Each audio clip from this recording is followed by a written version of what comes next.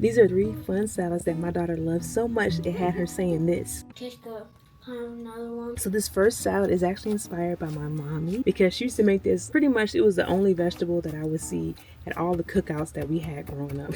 Okay, the base of it is actually going to be some pasta. Now this is actually pasta that I let my daughter pick out because I found that if she's invested in the dish, then she's more likely to try it. Once I boil the pasta, I make sure to shock it in ice water so that way it stops cooking. And then it's really just about cutting up whatever veggies you have on hand. So I had red onions, parsley, I even had like a leftover bell pepper, and just that little bit of tomato that you see right there. To add a little bit of that briny taste, I add hearts of palm and kalamata olives, and that kind of gives it a nice little saltiness without having to add too much added salt.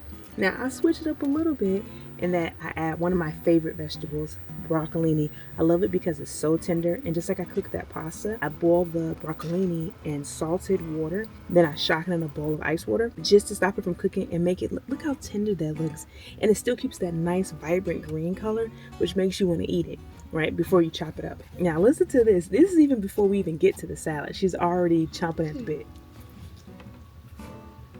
Taste good. Another one. Sure, you can have another one. You know, guys, you should try this. It tastes really good. Putting all the colors together in the bowl is really my favorite part because it's something visually about being able to see all the pasta and the vegetables all together. It makes it look so beautiful. Now on to the dressing. So the base is Dijon mustard, a little bit of apple cider vinegar, and then I'm going to add key lime, so it has some seeds, so just be mindful of that if you decide to use the exact recipe. And then I'm going to sweeten a little bit with some maple syrup. Then I go ahead and emulsify that with my immersion blender, and then I add the olive oil.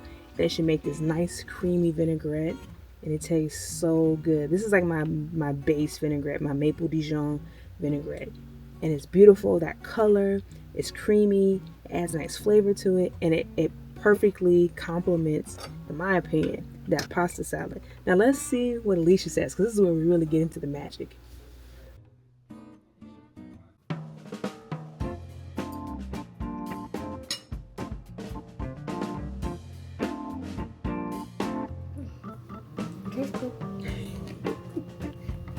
I'm sorry. I would. Now I will try the olive. I just hope it's not that salty. If I were you, I would try the olive with a noodle like this. Why? So you can balance it out. I can see some more. Oh, you need more noodles to help with the olive. Just eat everything but the olive. Okay. You like the olive? Okay, so for this second salad, all right, it's actually going to be starring a fruit, but I'm going to use this fruit in a different way. Now, this is actually a different type of watermelon. I actually got this from a farmer's market here in Greensboro. She called it a black watermelon. She said mainly because the skin is very dark, but the fruit, the inside of this fruit is so ripe. It's so much sweeter. You can even tell from the color. It's like this nice, deep red color. So as you can tell, I'm not going to use it like I would normally use watermelon, okay? We're going to marinate the watermelon. So I'm adding a mixture of soy sauce, bring out some of that saltiness. I'm going to use a little bit of coconut aminos as well. I have my own herb seasoning with fennel seeds, garlic powder, onion powder, and just a little bit of salt. Then we're going to hit it with some avocado oil because, yep, we're about to put these watermelons in a pan to saute just like you would meat. Look at that. Doesn't that look good? Look, and this is the key. When you turn it over, you want to see that nice caramelization. It's caramelizing the sugars from the coconut aminos and from the soy sauce, and it changes the texture of the watermelon, so it's not like how you would expect it to be, like when you're normally eating ripe watermelon. It softens it just a little bit. So let's get to the base of the actual salad. So we're going to cheat a little bit, okay? We don't got to do everything straight from scratch, right? I love these sweet kale salad bags, but I do not use that dressing. The dressing has a ton of sugar. I do like to use pumpkin seeds and the cranberries that they have in the bag. And then I actually supplemented this salad with some kale that I had left over. I'm going to put in some olive oil, vinegar. Sometimes I even put in the lemon or lime juice to help me massage that kale so it gets nice and tender to go with the cabbage and the Brussels sprouts that make up that sweet kale bag. And then we're going to go to the topping. You haven't figured it out yet. The topping is about to be that seared watermelon. Look how juicy that look. It don't even look like watermelon. And I know what you're thinking. There's no way that could taste good. But I'm going to let my daughter, again, show you that it's actually pretty good. And let me tell you, when she came home from school, she was nervous. She was like, I don't know if I'm gonna do this. And look at her. She want me to give her a plate. I haven't even made the salad yet. I didn't even get to do video of her eating the salad because she kept eating all the watermelon. Oh my goodness. But I love that bright red color with the roasted edges from cooking it and caramelizing it. I think it's a perfect topping to that sweet kale salad. Now this is my favorite salad. I'm gonna go ahead and be real. It's because of the croutons that are on top.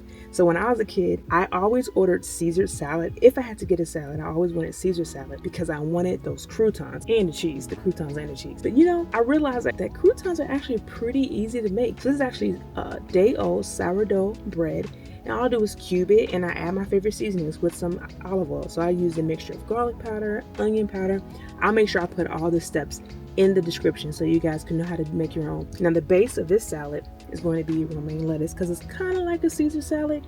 Not really, because we're not gonna do Caesar dressing. So I go ahead and get my romaine lettuce. I peel the outer edge, I wash that, then I spin it, and we wanna make sure it's really, really dry. This is actually gonna help that lettuce crisp up before we cut it. And for me, when I make salads, I like to cube them and cut into small pieces. It just makes eating the salad more enjoyable, in my opinion. And again, we're gonna supplement this salad and add a little bit of this spring mix. It's already been washed. So again, we're gonna use a little bit of olive oil, a little bit of seasoning, because if you haven't figured out, I season my salads just like how I season my veggies, right? I love to incorporate fruit in my salads, especially during the summertime where fruit is ripe and it's beautiful and it's pretty and it has that pop of color. And by now, the sourdough croutons, they're done. Look at that. It's a nice crispiness. And then again, we're gonna make our own dressing. Now, I did something different this time. I actually decided to make a hummus-based dressing. So it's a mixture of mayo, hummus, olive oil, maple syrup, lemon juice, and then we're just whisking. And I always add the olive oil last to kind of emulsify it with the rest of the ingredients and get it nice and creamy. That's kind of the consistency that I like to see. And then I made enough for me to be able to have this salad multiple times throughout the week. So the key to plating a salad is you make it high. You want to give it some height, and it just makes it look really pretty. And then I actually dress the salad and mix it so that way all the leaves have some of that dressing on it, just a light coating before I go ahead and put my strawberries and my croutons. Get into that plating, y'all. We add a little bit of cranberries and pumpkin seeds for some extra protein, as well as hemp seeds. Now let's see what my little mama has to tell us about how this actually tastes. Do you remember what the name of this is? A crouton, strawberry, whatever salad. Okay, great. And it's a sourdough crouton. I'll let you go first. It's gonna be crunchy. Yep. You dropped the crouton. Make sure you close your mouth. I'll hit you. Is it too hard?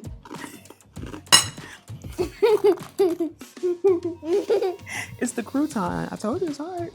Think about it. Don't say nothing. It hurt my gum. It hurt your gum? I'm sorry. No, It did? Okay, to put it to the other side. This is really good, guys. Am I bleeding? You are. The crouton was too hard. I'm sorry. You can't eat them like this. You have to be like this. Corner. So I can't eat anything? Yeah, you can have to stop eating for the rest of the day. You can't eat any more food until Friday. Once it's your birthday, we'll let you eat again.